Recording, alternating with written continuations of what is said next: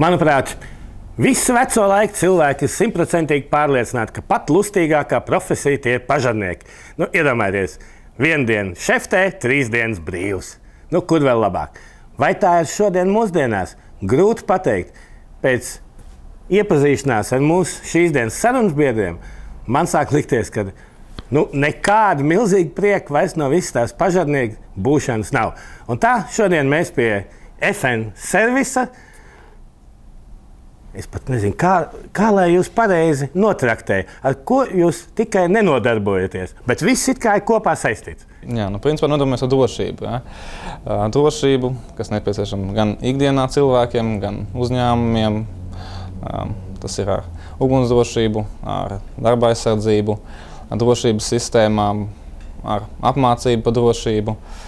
Vai jūs man nevarētu paskaidrot, kas man kā pilsonim būtu noderīgs, vai ar ko jūs varētu būt man interesanti? Es varētu ieteikt obligāti iegādāties lokālos dūmu detektorus mājai, izvietot guļamistabā, jo cilvēks guļot nejūt dūmus, tāpēc vajag izvietot dūmu detektorus, lai viņš laicīgi brīdinātu par dūmu rašanos. Dūmu detektors guļamistabā, tas arī pilnībā izskaidro jūsu atrašanos pagājušajā nedēļas izstādē Māja dzīvoklis. Un it sevišķi, es domāju, šis komplekts, kas jums rokās un ko mēs redzējām izstādē, detektors komplektā ar ugunsdzēsmu. Izstādē mēs piedāvājam ne tikai ugunsdrošības līdzekļus mājai, bet arī uzņēmumiem.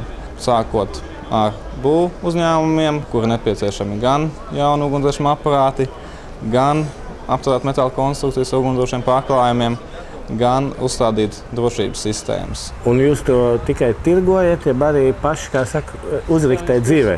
Mēs visu paši piegādājam, uzstādām, tālāk pēc tam apkalpojam, apmācām atbildīgos par ugunsdrošību, rīkojam praktiskās nodarbības uz vietas uzņēmumos. Es skatos, ka jums šeit ir arī savs servisa centrs.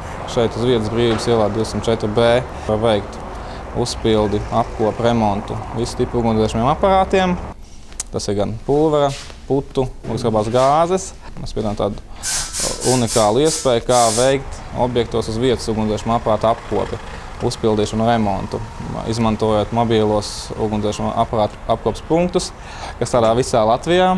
Tas ir stipri izdevīgi tiem, kam to baloniņu daudz. Un ko galā jūs apmācat savā mācību centrā? Tie noteikti nav ugunsdzēsēji.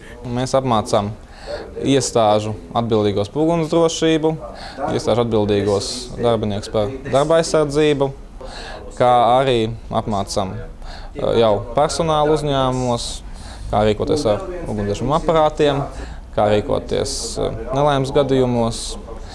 Tas ir pirmās palīdzības kursi. Iesākumā jūs kā viens no savām darbības sfērām nosaucām arī darba drošību, darba aizsardzību. Jā, darba aizsardzība pašreiz ir ļoti aktuāla, jo Latvija iestājusies Eiropas Savienībā, un Eiropas Savienībās viena no prioritātēm ir darba aizsardzība. Tāpat kā ugunsdrošības jomā, arī darba aizsardzības jomā FN serviss piedāvā pilnu pakalpojumu klāstu.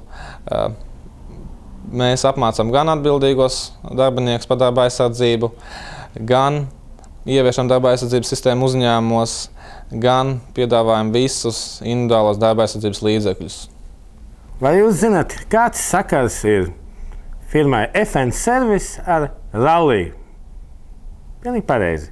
Ķiveres, ugunsdzēšamie un arī viņu sponsorēts automobīls, kas tikko, kā saka, var teikt, svaigi šogad ir uzsācis gaitas Latvijas auto rallija trasēs. Kas jūs noved pie idejas, teiksim, startēt rallijā? Principā sponsors arī startē rallijā. Viņš mums tur ir uzlīmēts, ja ne sēž iekšā. Galvenais bija atbalstīt šo aizraujošo sporta veidu, kā arī atbalstīt jauno un perspektīvo autosportistu. Un, manuprāt, tā arī lieliska reklāmas izvietošanas iespēja.